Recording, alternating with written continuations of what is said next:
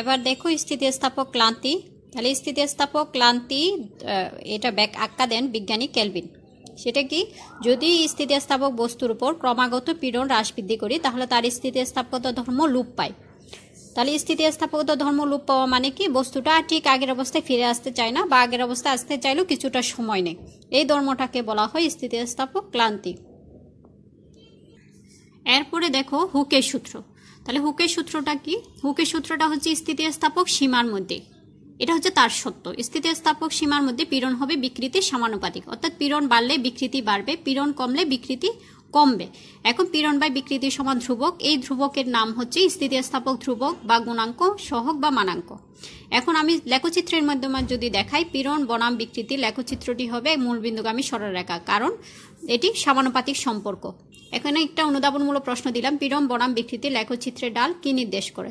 যেহেতু ডাল সমান আমরা লিখি ট্যান থিটা অথবা শুধু থিটা, যদি থিটা খুবই ক্ষুদ্র হয় তাহলে ট্যান থিটা সমান আমরা জানি লম্ব বাই ভূমি। তাহলে এখানে লম্ব কি, পীড়নের মান, আর ভূমি হচ্ছে বিকৃতির মান। তাহলে পীড়ন বাই বিকৃতি সমান কি, স্থিতিস্থাপক ধ্রুবক। তাহলে ডাল কি নির্দেশ করবে, স্থিতিস্থাপক ধ্রুবক নির্দেশ করবে। এখন আসো স্থিতিস্থাপক গুণাঙ্ক কিছু বিষয়ের উপর নির্ভর করে। স্থিতিস্থাপক গুণাঙ্ক পদার্থের প্রকৃতির উপর নির্ভর করে, অর্থাৎ এক এক বস্তুর স্থিতিস্থাপক গুণাঙ্ক এক এক ধরনের হবে। যেমন ইস্পাতের এক ধরনের হবে, সীসার এক ধরনের হবে, তামার এক ধরনের হবে, রাবারের এক ধরনের হবে। আবার স্থিতিস্থাপক গুণাঙ্ক তাপমাত্রার উপরেও নির্ভর করে। এখানে যেহেতু পীড়ন স্কেলার রাশি, তাহলে স্থিতিস্থাপক গুণাঙ্ক হবে স্কেলার রাশি এবং একক এবং মাত্রা অবশ্যই পীড়নের হবে, যেহেতু বিকৃতির একক বা মাত্রা নেই। এখন দুটি সত্য দেখো। সত্য এক, যদি বিকৃতি স্থির হয়, যেহেতু আমরা জানি পীড়ন বাই বিকৃতি সমান ই, তাহলে যদি বিকৃতি স্থির হয় তাহলে ই হবে পীড়নের সমানুপাতিক, অর্থাৎ স্থিতিস্থাপক গুণাঙ্ক হবে পীড়নের সমানুপাতিক। পীড়ন বেশি হলে স্থিতিস্থাপক গুণাঙ্ক বেশি হবে, স্থিতিস্থাপকতা বেশি হবে, অসহ ভার বা অসহ বল বেশি হবে, স্থিতিস্থাপক সীমা বল বেশি হবে, ভার ধরে রাখার সামর্থ্য বেশি হবে। এই পয়েন্টগুলো আমার সৃজনশীল প্রশ্নের জন্য লাগবে। দ্বিতীয় সত্য কি, যদি পীড়ন স্থির হয় তাহলে এই প্রপোর্শনাল 1 বাই বিকৃতি হবে, অর্থাৎ ব্যস্তানুপাতিক সম্পর্ক। তার মানে কি, বিকৃতি যদি বেশি হয় তাহলে বাকি রাশিগুলো কি হবে, কম হবে। স্থিতিস্থাপক গুণাঙ্ক কম হবে, স্থিতিস্থাপকতা কম হবে, অসহ ভার বা বল কম হবে, স্থিতিস্থাপক সীমা বল কম হবে, ভার ধরে রাখার সামর্থ্য কম হবে। এখন আসো একটা অনুধাবনমূলক প্রশ্ন, যেমন ইস্পাত রাবারের চেয়ে বেশি স্থিতিস্থাপক, অথবা স্প্রিং সাধারণত ইস্পাতের হয়, তামার হয় না কেন। তাহলে এই প্রশ্নের আনসার আমরা এখান থেকে বলতে পারবো। এবার আসো বিভিন্ন প্রকার স্থিতিস্থাপক গুণাঙ্ক, যেমন ইয়াং এর গুণাঙ্ক বা দৈর্ঘ্য স্থিতিস্থাপক গুণাঙ্ক, দৈর্ঘ্য পীড়ন বাই দৈর্ঘ্য বিকৃতি। এখানে ফর্মুলাটা আমি দিয়ে দিলাম। একটা অনুধাবনমূলক প্রশ্ন আছে, ইস্পাতের ইয়াং এর গুণাঙ্ক আছে কিন্তু পানির নেই কেন। এটা আমরা সহজে বুঝতে পারবো, যেহেতু ইয়াং এর গুণাঙ্ক হয় দৈর্ঘ্য পীড়ন ডিভাইডেড বাই দৈর্ঘ্য বিকৃতি, পানির দৈর্ঘ্য নাই, এই জন্য এটার ইয়াং এর গুণাঙ্ক নাই। তারপর হচ্ছে আকার গুণাঙ্ক, আকার বা ধীরতার বা কাঠিন্য, ব্যবর্তন, কিন্তন, মুছর গুণাঙ্ক। তাহলে আকার পীড়ন ডিভাইডেড বাই আকার বিকৃতি, এটা এন দ্বারাও লিখে ইটা দ্বারাও লেখা হয়, আমি ফর্মুলাটা দিয়ে দিলাম। এরপরে আসো অনুধাবনমূলক প্রশ্ন, কঠিন পদার্থে ধীরতা গুণাঙ্ক থাকে কিন্তু তরল বা বায়বীয় পদার্থের নেই কেন। কারণ তরল বা বায়বীয় পদার্থের কি নেই, আকার নেই, আকার নেই বলে এর কোনো আকার গুণাঙ্ক নেই বা দৃঢ়তার গুণাঙ্ক নেই। এরপরে আসো আয়তন গুণাঙ্ক। আয়তন গুণাঙ্কের আরেকটা নাম হচ্ছে অসংনিম্নতা। আয়তন গুণাঙ্ক কে বা বি দ্বারা লেখা হয়, আয়তন পীড়ন ডিভাইডেড বা আয়তন বিকৃতি। ফর্মুলাটা আমরা পারবো। এখানে দুইটা প্রশ্ন, দুইটা পয়েন্ট খুবই ইম্পর্টেন্ট। সেটা হচ্ছে কঠিন ও তরলের আয়তন বিকৃতি কম, আয়তন গুণাঙ্ক বেশি। যেহেতু আয়তন বিকৃতির সাথে আয়তন গুণাঙ্কের ব্যস্তানুপাতিক সম্পর্ক, এটা কম হলে গুণাঙ্কটা বেশি হবে। গ্যাসের আয়তন বিকৃতি বেশি, তার মানে আয়তন গুণাঙ্ক হবে কম। কেন? এগুলো অনুধাবনমূলক প্রশ্নেও আসে। কারণ হচ্ছে কঠিন এবং তরলের আন্তঃআণবিক দূরত্ব কম, এজন্য চাপ প্রয়োগে সহজে আয়তন পরিবর্তন হয় না বা আয়তন পরিবর্তনের পরিমাণ খুবই কম, এজন্য আয়তন গুণাঙ্কের মান বেশি। আবার গ্যাসের ক্ষেত্রে কি হয়, আন্তঃআণবিক দূরত্ব বেশি বলে চাপ প্রয়োগে সহজে আয়তনের পরিবর্তন হয়, আয়তনের পরিবর্তন বেশি বলে বিকৃতি বেশি বলে আয়তন গুণাঙ্কের মান কম। এখন আসো আরেকটা রাশি, সেটা হচ্ছে সংনম্যতা। সংনম্যতা কি, আয়তন গুণাঙ্কের বিপরীত রাশিটা হচ্ছে সংনম্যতা, যেটাকে বিটা দ্বারা প্রকাশ করা হয়। তাহলে বিটা সমান আমরা লিখতে পারবো আয়তন বিকৃতি ডিভাইডেড বাই আয়তন পীড়ন। তাহলে সংনম্যতার সাথে আয়তন বিকৃতির সমানুপাতিক সম্পর্ক, এটার মাধ্যমে একক এবং মাত্রা দিয়ে দিলাম, এমসিকিউর জন্য দরকার হয়। এরপরে আসো গ্যাসীয় পদার্থের সংনম্যতা বেশি কেন। কেন বেশি? কারণ একটু আগেই বললাম যে গ্যাসীয় পদার্থের আয়তন বিকৃতির মান বেশি, তাহলে আয়তন বিকৃতি বিটা এর সমানুপাতিক, তাহলে আয়তন বিকৃতি বেশি হলে সংনম্যতা বেশি হবে। তাহলে এই প্রশ্নের আনসারটা এখানে আছে। এরপরে দেখো পীড়ন বিকৃতির সম্পর্ক লেখচিত্রের মাধ্যমে উপস্থাপন করা। তাহলে পীড়নকে আমি ওয়াই অক্ষ বরাবর স্থাপন করলাম, বিকৃতিকে এক্স অক্ষ বরাবর স্থাপন করলাম। এখন দেখো হুকের সূত্র অনুসারে আমরা জানি পীড়ন বাড়লে বিকৃতি বাড়বে, অর্থাৎ সমানুপাতিক সম্পর্ক। লেখচিত্রের উ এ রেখাটা তাহলে সেটা কি নির্দেশ করবে, সেটা পূর্ণ স্থিতিস্থাপক বস্তু মতো আচরণ করবে, অর্থাৎ হুকের সূত্র মেনে চলবে। পীড়ন বাড়লে বিকৃতি বাড়বে, অর্থাৎ কোনো বস্তুর উপর যদি আমি বল প্রয়োগ করি, অর্থাৎ একটা রাবার ব্যান্ডকে যদি আমি টানতে থাকি একটা নির্দিষ্ট সীমা পর্যন্ত, সে হুকের সূত্র মেনে চলবে, পূর্ণ স্থিতিস্থাপক বস্তু নিয়ে আচরণ করবে। এর বেশি যদি আমি বল প্রয়োগ করি তাহলে সেই স্থিতিস্থাপক সীমা আস্তে আস্তে কি করে অতিক্রম করে। এখন দেখো উ এ রেখা পর্যন্ত সে হুকের সূত্র মেনে চলবে, পূর্ণ স্থিতিস্থাপক বস্তু নিয়ে আচরণ করবে। তাহলে আমার এই বিন্দুটা বোঝাবে সমানুপাতিক সীমা, যে হারে পীড়ন দিব সেই হারে বিকৃতির পরিবর্তন করবে। এরপরে যখন আমি আরো পীড়ন দিব, বল প্রয়োগ করব, দেখো এ বি রেখা পর্যন্ত, সেটা বি বিন্দুটা হচ্ছে তার স্থিতিস্থাপক সীমা, অর্থাৎ সে আগের অবস্থায় ফিরে আসতে পারবে। এ বিন্দুটা হচ্ছে সমানুপাতিক সীমা। এরপরে যদি আমি বেশি প্রয়োগ করি, স্থিতিস্থাপক সীমার পরে গিয়ে যদি আমি বল প্রয়োগ করি, পীড়ন প্রয়োগ করি, তখন তার মধ্যে একটা স্থায়ী বিকৃতি রয়ে যায়, অর্থাৎ সে আকৃতি একটা বিকৃতি আকৃতি রয়ে যায়। একটা যেমন রাবার ব্যান্ড কিছুদিন ইউজ করলে যে বড় আকৃতির হয়, সেটা হচ্ছে তার স্থায়ী বিকৃতি। তাহলে সেই স্থায়ী বিকৃতি যেহেতু এক্স অক্ষ বরাবর স্থায়ী বিকৃতি, তাহলে উ এ রেখাটা কি নির্দেশ করবে, আমার স্থায়ী বিকৃতি। এরপরে দেখো সি বিন্দু হচ্ছে নতিবিন্দু, লেখের নতিবিন্দু বলা হয়। এই সি বিন্দুতে নতিবিন্দু কেন, সেটা অবস্থার পরিবর্তন ঘটে। যেমন সি বিন্দুর আগ পর্যন্ত সে কিছুটা হলো স্থিতিস্থাপক বস্তু নিয়ে আচরণ করলো, এরপরে গিয়ে সে নমনীয় আচরণ করলো, নমনীয় বস্তু নিয়ে আচরণ করলো, এই জন্য সি বিন্দুটা হচ্ছে তার নতিবিন্দু। সি বিন্দুর পরে গেলে এরপরে যদি আমি আরো পীড়ন দিই, তাহলে দেখা যাবে কি ওই বস্তুটার মাঝে মাঝে কিছু সরু অংশের সৃষ্টি হয়, অর্থাৎ রাবার ব্যান্ড অনেকদিন ইউজ করার পর দেখা যাবে কি মাঝখানে অনেক বেশি বল প্রয়োগ করলে, পীড়ন দিলে, টানলে কিছুদিন পরে ছোট ছোট সরু অংশের তৈরি হয়। তাহলে এই সিডি অংশটা হলো সরু অংশের সৃষ্টি, যেটা হুকের সূত্র মেনে চলে না।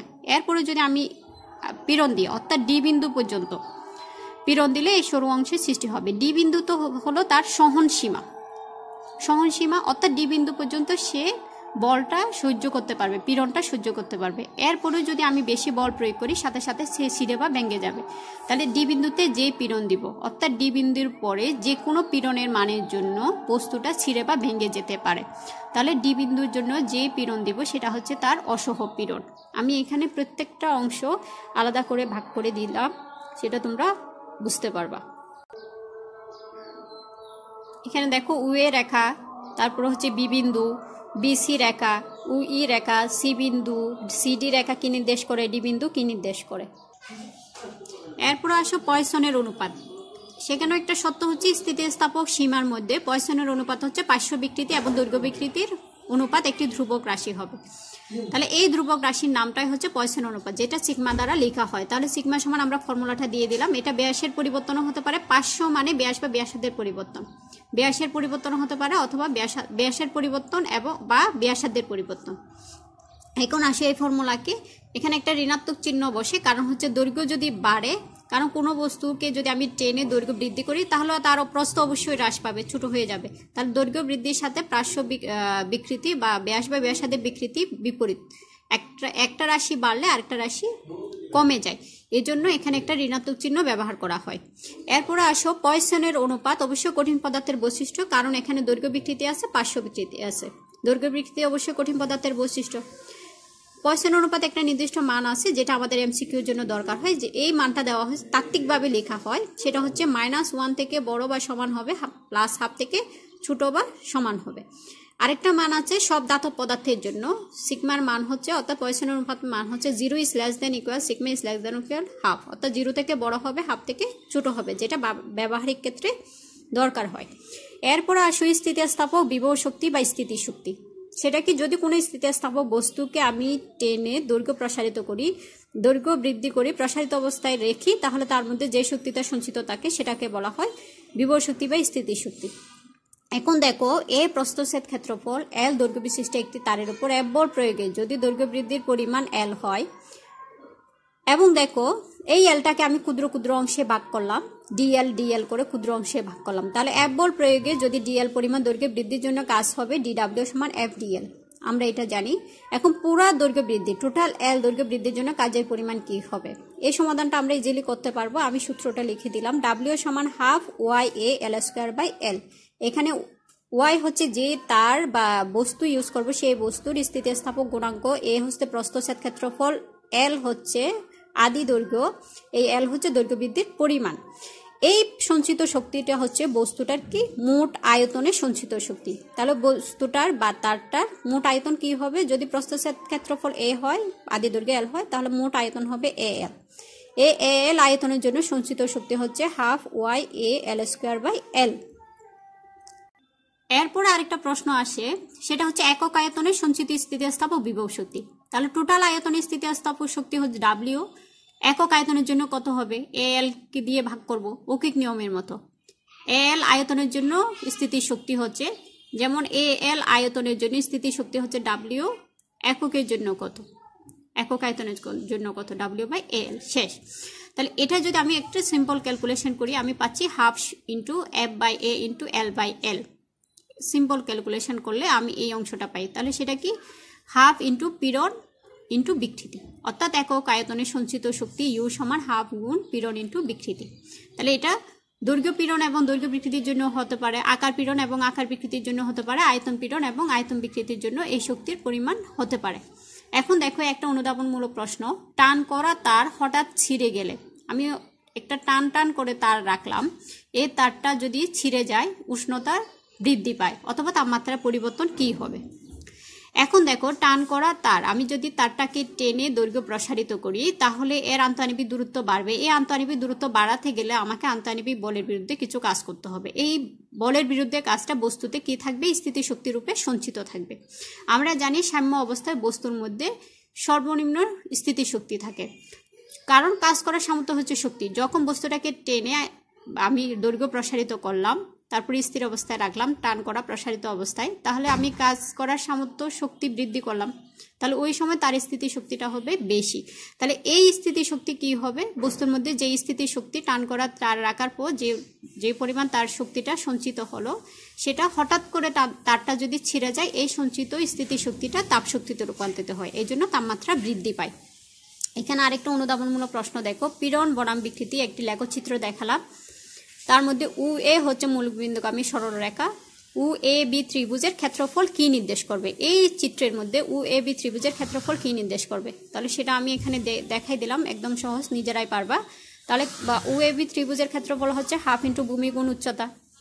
মানগুলো যদি বসে কি পাচ্ছি? একক আয়তনে সঞ্চিত স্থিতিশক্তির মান পাচ্ছি। আমি যতটুকু পড়ালাম এর মধ্যে আমি দুটি সৃজনশীল প্রশ্ন দিলাম, আশা করি তোমরা পারবা, বাসায় একটু চেষ্টা করবে। প্রথম সৃজনশীল প্রশ্নটা দেখো, 6 মিটার দৈর্ঘ্য এবং 0.6 মিলিমিটার ব্যাসের একটি ইস্পাতের এবং আরেকটি সীসার তারের, অর্থাৎ দুটি তারেরই আদি দৈর্ঘ্য হচ্ছে 6 মিটার এবং ব্যাস হচ্ছে 0.6 মিলিমিটার। এদের শেষ প্রান্তে কি যুক্ত করলাম? 25 কেজি ভর যুক্ত করলাম। ভর যুক্ত করার পর ওই দুটি তারের দৈর্ঘ্য বৃদ্ধি, অর্থাৎ ইস্পাতের দৈর্ঘ্য বৃদ্ধি হলো 0.026 মিটার আর সীসার তারের দৈর্ঘ্য বৃদ্ধি হলো 0.0325 মিটার বৃদ্ধি পেল। তাহলে গ প্রশ্নটি দেখো, প্রসারিত অবস্থায় ইস্পাতের তারটির মধ্যে সঞ্চিত স্থিতিস্থাপক বিভব শক্তি কত? ইস্পাতের ইয়াংয়ের গুণাঙ্কের মানটা আমি পাশে দিয়ে দিলাম, তাহলে আমরা সহজেই এই সৃজনশীল প্রশ্নটা আনসার করতে পারবো। এরপরে বললাম উদ্দীপকের কোন তারটির ভার নেওয়ার সামর্থ্য বেশি হবে? তাহলে এই সত্যটা আমি একটু আগে দেখালাম, তাহলে আমরা ইজিলি বের করতে পারবো ভার নেওয়ার সামর্থ্য কোন তারের বেশি। তারপর আমি একটু বলে দিচ্ছি, যে তারে ইয়াংয়ের গুণাঙ্ক বেশি হবে, স্থিতিস্থাপক গুণাঙ্কের মান বেশি হবে, সেই তারের ভার নেওয়ার সামর্থ্য বেশি হবে। এবার আশা করি তোমরা নিজেরা পারবা।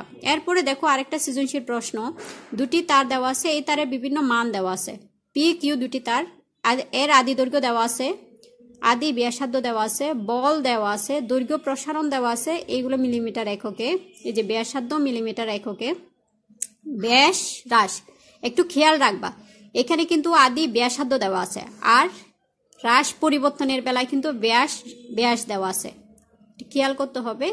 তাহলে এটা মিলিমিটার এককে। তাহলে আমি কি বের করতে বললাম, পি তারের এবং কিউ তারের পয়সনের অনুপাত কত হবে। পি এবং কিউ তারের মধ্যে কোনটি বেশি স্থিতিস্থাপক, গাণিতিকভাবে বিশ্লেষণ করো।